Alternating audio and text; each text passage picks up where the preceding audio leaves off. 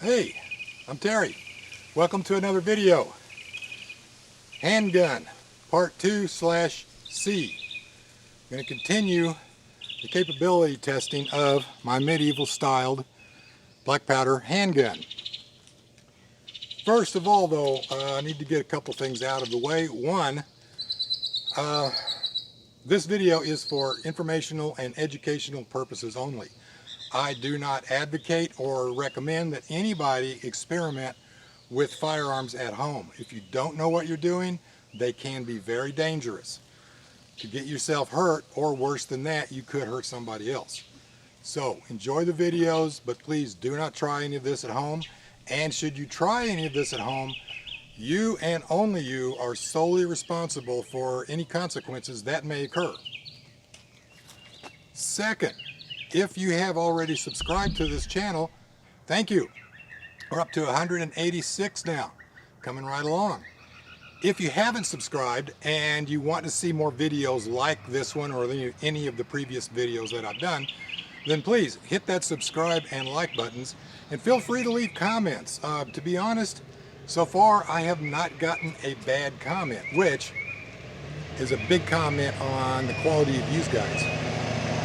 Keep it up.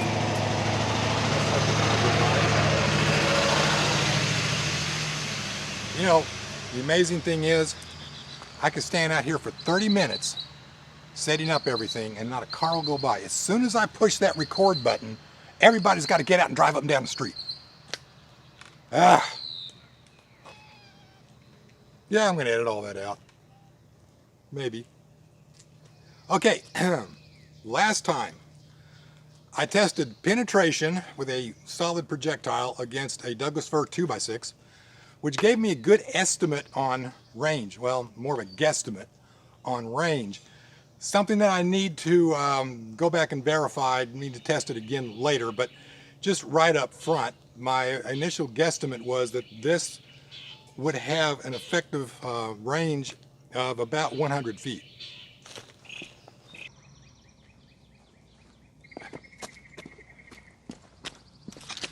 And to give you an idea of just how far that is, I'm standing exactly 100 feet away from that power line pole in the background, right? That one, not that one, that one. Now, that seems really pitiful, you know? I mean, I could hit some guy in the head with a rock at that range. But what you got to keep in mind is that medieval combat was fought a lot differently than combat is today. The armies would line up across each other, opposite each other on the field of battle, as it were, which was usually just a big open field. First, the cavalry would go at each other, with the archers shooting over their cavalry at the enemy's cavalry in barrages. Once the two got close enough, the archers would stop, and the infantry would come in behind the cavalry. The archers would then go into the back, where it was relatively safe, and the armies would just clash together and fight it out. So at this range, even though I could hit somebody with a longbow from here, that's not the longbow's effective range. Its range is a lot farther than that. A well-trained longbowman could keep 8 arrows in the air at one time, but not shooting at someone that close. They have to be way back there. Now, consider this. The cavalry's met, they're fighting away, the infantry's coming together, okay? I'm on one side, the guy at that power line pole there is on the other side. Now, he's got a hammer, I've got a hammer. What are we going to do? The only option we have is to close ranks and start bashing each other in the head. But if he's got a hammer and I've got this, do the math. That's really where the true value of these came in. These were designed for that distance from between archery and hand-to-hand combat. This could take somebody down. And unlike a longbowman that takes a serious investment in material and time to equip and train, it can take 10 to 20 years to train a really good longbowman. I could take some guy out of the field, some peasant farmer out of his field, give him one of these, 2-3 days maybe of training, and I could put him out in combat, and he could kill somebody standing that far away. That's the real advantage to this. And that's why when these came on the field of battle, warfare in Europe would never be the same again. Today, I'm going to test the effectiveness of this firearm with buckshot. I'm going to fire 9 double-aught buckshot with 60 grains of FFF GoX at a sheet of plywood at a range of about 20 feet. But again, before we get into that, I wanted to address something that one of my non-YouTube friends pointed out, and that is that this is not an accurate reproduction of an authentic 14th century medieval European handgun. Therefore, his opinion was, any data that I get from testing this would not be relevant to the actual period. I completely disagree with that.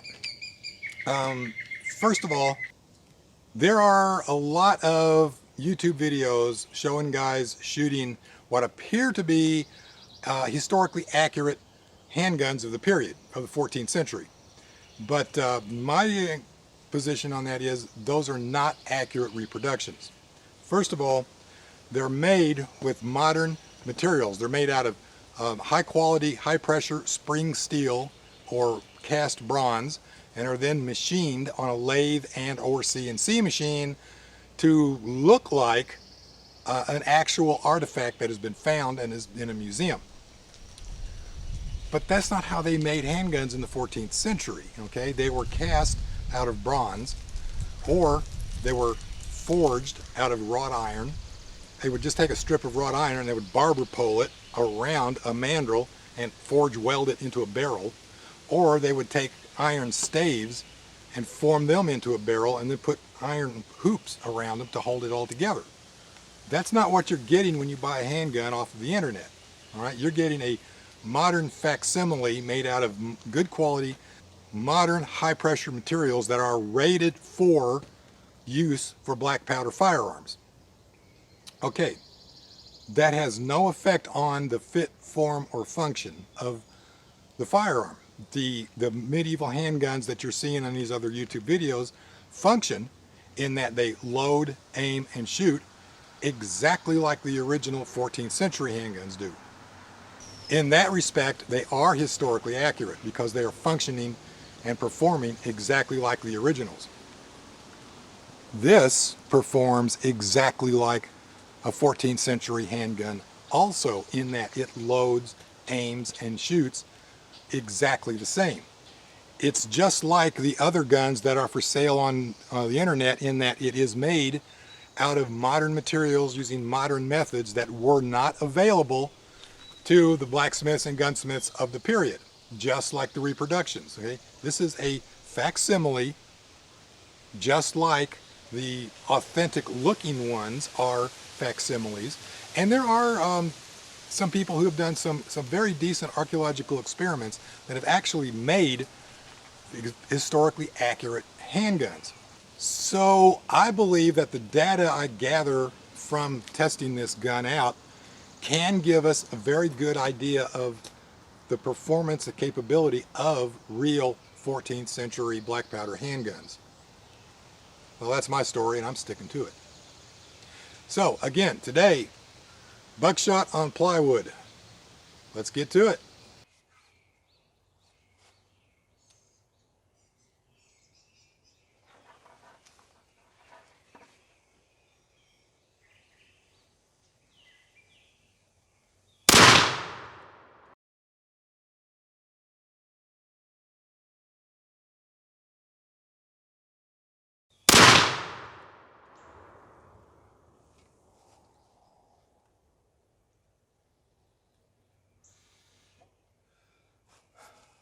Let's have a look. We have clearly got some damage here. We've got a hit here, almost penetrated. One hit right beside it, completely penetrated. One hit down here, completely penetrated. One hit here, bounced off. So 1, 2, 3, 4 hits that I can see. So the rest of them spread out even farther than that. So if this was aimed at a tightly packed group of men coming forward, and say 40 of us were firing those back at them, we're going to hit some. And based on the penetration on some of these, we're going to do some damage. So not bad at all. Not bad at all. So the shot spread out a lot more than I expected. I kind of expected it to hold a little bit of a tighter group, more like a modern shotgun. That stuff really spread out. But again, these are close range weapons, and if this was fired into a group of tightly packed men, even 20, 30 feet away, it's going to do some damage. So it's not a bad result. And the penetration probably would not penetrate heavy plate with heavy chain mail underneath it. May not penetrate light mail, but definitely could penetrate light chain. And with no armor at all, based on the penetration on plywood, could get into the chest cavity and into the abdominal cavity, and back in the medieval period that was tantamount to a death sentence. So it might take a few days to a couple of weeks to die, but still that's going to wound them bad enough that they're going to need to get off the battlefield and their fighting days are over. So nice little weapon. Next, damage. Stick around for that. As always, thanks for watching and see you next time.